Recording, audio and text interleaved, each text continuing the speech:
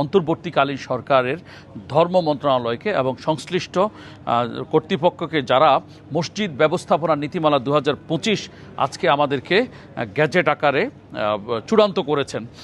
আজ সোমবার 19 জানুয়ারি 2026, আজ সোমবার 21 জানুয়ারি বুধবার, আজ বুধবার 21 জানুয়ারি আজকে সরকার ধর্ম মন্ত্রণালয়ের মাধ্যমে আমাদেরকে মসজিদ ব্যবস্থাপনা নীতিমালার চূড়ান্ত একটি গ্যাজেট আজকে আমরা হাতে পেয়েছি।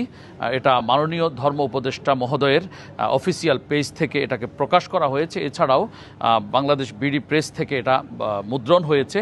আর আমরা এই নীতিমালা পেয়ে শাহ সাহাবা জাতীয় খতিব ফাউন্ডেশনের পক্ষ থেকে সরকারকে, অন্তর্বর্তীকালীন সরকারকে আমরা ধন্যবাদ জানাচ্ছি এবং দেশবাসীকে এই নীতিমালা বাস্তবায়নে সহযোগিতা করার জন্য অনুরোধ করছি। বিশেষ করে মসজিদ কমিটি, মোতাওয়াল্লি কর্তৃপক্ষ এবং মুসল্লিগণ, ইমাম খতিব, মুয়াজ্জিন, খাদেম সহ মসজিদ সংশ্লিষ্ট যারা আছেন প্রত্যেককে অনুরোধ করব, আপনারা অন্তর্বর্তীকালীন সরকারের দেয়া এই মসজিদ ব্যবস্থাপনা নীতিমালা 2025 প্রত্যেকে মানবেন। মানলে আমাদের মসজিদগুলো সুশৃঙ্খল হবে। আমাদের খুবই দুর্ভাগ্য যে আজকে স্বাধীনতার এতটা বছর হয়ে গেল যে আমরা মসজিদ নীতিমালা এতদিন ছিল না। আজকে স্বাধীনতার 54 বছর পরে এসে আমরা মসজিদ ব্যবস্থাপনা নীতিমালা পেয়েছি, যার কারণে আমাদের কাছে আজকে খুবই আনন্দ লাগছে।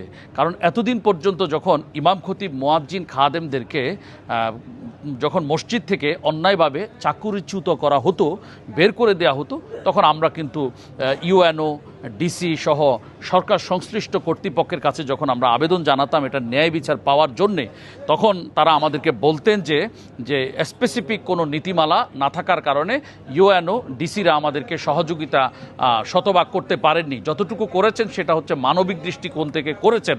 কিন্তু আজকে এই নীতিমালা পাওয়ার সাথে সাথে ইউএনও এবং ডিসিগণ আমাদেরকে আইনিভাবে হেল্প করতে তারা বাধ্য, কারণ সরকার আমাদেরকে একটি নীতিমালা দিয়েছে।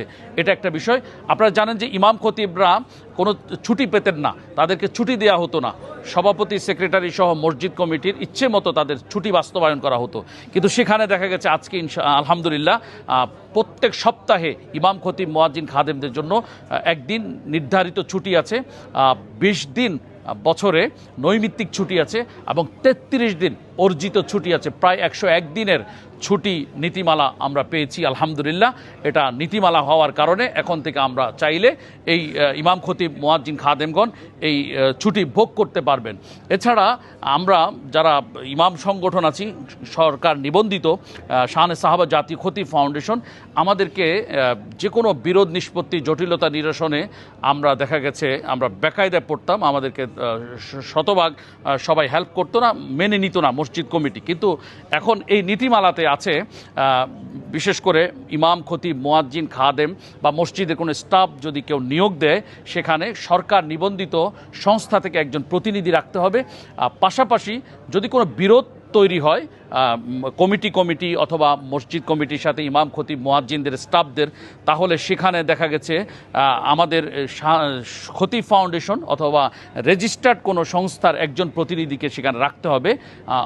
ডিসি কার্যালয়ে যদি ইউএনওরা বিরোধ নিষ্পত্তিতে ব্যর্থ হন, যদি সরকারের স্থানীয় প্রশাসন সেখানে যদি বিরোধ নিষ্পত্তিতে তারা যদি ব্যর্থ হন, তাহলে সেটা চলে যাবে হচ্ছে আপনার ডিসির কাছে। ডিসি সাহেব আমাদের সংস্থা থেকে একজনকে রাখবেন, যেগুলো রেজিস্টার্ড সংস্থা, সরকার কর্তৃক নিবন্ধিত। তাহলে আমরা যদি সেই বিরোধ নিষ্পত্তি অথবা জটিলতা নিরসনে থাকতে পারি, আমাদের বিশ্বাস আমাদের ইমাম খতিব, মুয়াজ্জিন অথবা মসজিদে খাদেমগণ তারা অন্যায়ের জুলুমের শিকার আর হবেন না বলে আমরা বিশ্বাস করি। এই নীতিমালাতে আছে ইমামদেরকে গ্রেড দেওয়া হয়েছে, মুয়াজ্জিনদেরকে গ্রেড দেওয়া হয়েছে। এখানে আজকে এই নীতিমালার বিষয়ে অনেকের মনে প্রশ্ন আছে যে সরকার নীতিমালা করে দিয়েছে সত্য, কিন্তু এটা মানবে কে, জনগণ মানবে কি? এটা আমি আপনাদেরকে বলতে চাই, সেটা হলো আপনি নিজে ঘর করেছেন, সেই ঘরে যদি আপনার কোনো দুর্বলতার কারণে অগ্নিকাণ্ড অথবা কোনো দুর্ঘটনার সৃষ্টি হয়, তাহলে কিন্তু সরকার আপনাকে পাকড়াও করার অধিকার রাখে। কারণ এই দেশের মালিক হচ্ছে সরকার, অভিভাবক হচ্ছে সরকার। সরকার চাইলে যে কোনো নীতিমালা করার পরে কেউ যদি সেটা অমান্য করে সরকার চাইলে তার বিরুদ্ধে অ্যাকশন নিতে পারবে, যেটার অফিসিয়ালি এতদিন কোনো অথরিটি ছিল না, কিন্তু আজকে সেটা সরকার করে দিয়েছে।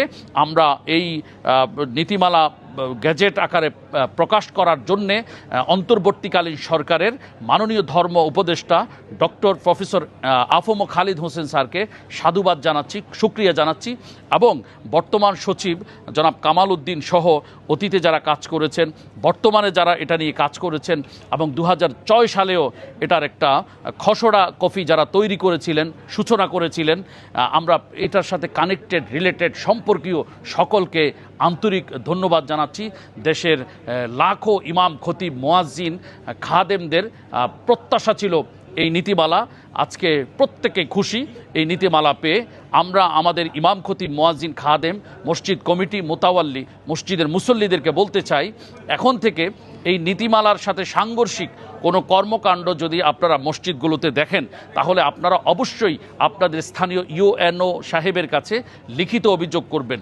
যদি লিখিত অভিযোগ করতে আপনাদেরকে কেউ বাধা প্রদান করে অথবা কোনো ধরনের যদি প্রেশার ক্রিয়েট করে বা কোনো কারণে যদি আপনারা সেখানে বাধাগ্রস্ত হন, তাহলে অবশ্যই আপনারা আপনাদের আস্থার সংগঠন, আমরা আজকে 10 বছর ধরে কাজ করছি, শাহানে সাহাবা জাতীয় খতিব ফাউন্ডেশনকে আপনারা জানাবেন।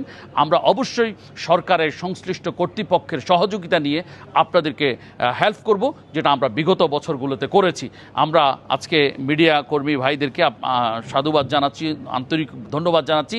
আপনারা আমাদের নিউজটি কভার করেছেন এবং অতীতেও আপনারা আমাদের ইমাম, খতিব, আলেম ওলামাদের পাশে ছিলেন। সকলকে অনেক শুকরিয়া।